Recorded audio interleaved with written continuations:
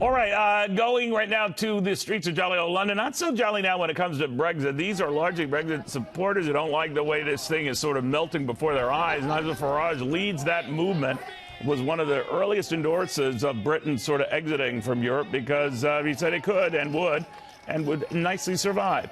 Nigel Farage joins me now on the phone. Nigel, where is this thing going right now?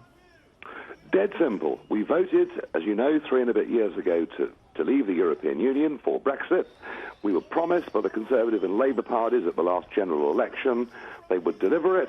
And now here we are, just 55 days away from the date we're due to leave.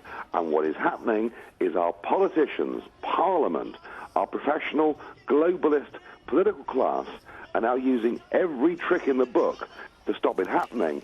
And they've passed a piece of legislation this week forbidding Boris Johnson from taking us out on October 31st without signing a new European treaty. So we are very deep in crisis, and I can tell you, millions of people are angrier than I've ever seen them before. So what happens, Nigel? He failed at trying to get this no-deal thing done.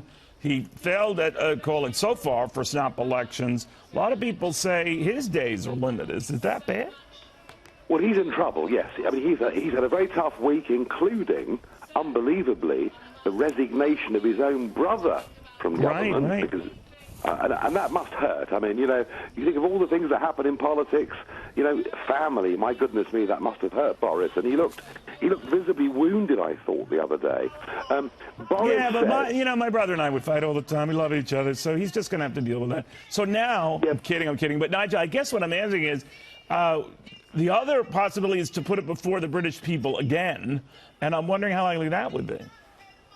Well, there is now a big push to make us vote again.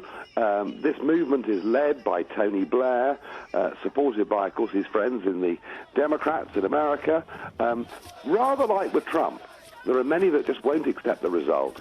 They would like us to vote again because they hope to get a different answer. All I can tell you is, if they do make us vote again, they will get the same result. And what we need now is another general election and to sweep away these politicians who are destroying democracy in the United Kingdom. This is the worst week I can remember in my life. But do you think they will get another election? I mean, obviously Boris Johnson wants that to happen. It's an uphill fight for that. So if he doesn't get it, all bets are off, right?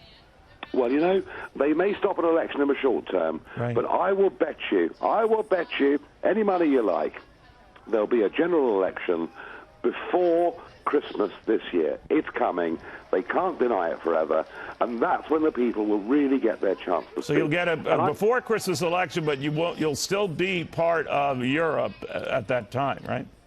I'm sad to say, as the leader of this movement for a quarter of a century, that is where we are. But I haven't given up, and we won't give up. And in the end, we'll get there. In the end, we'll be free. Well, you were ahead of this curve before anyone was, Nigel. We'll see. When people laughed at you then, I don't think they laugh soon afterwards, and maybe not now. So many dismiss a bit too soon. Thank you very much, Nigel Farage. In London, again, these protests continue. The hope right now is that they can cobble something together to make sure they do get elections. That's an uphill fight. And at the very least, do keep putting the pressure on the Europeans.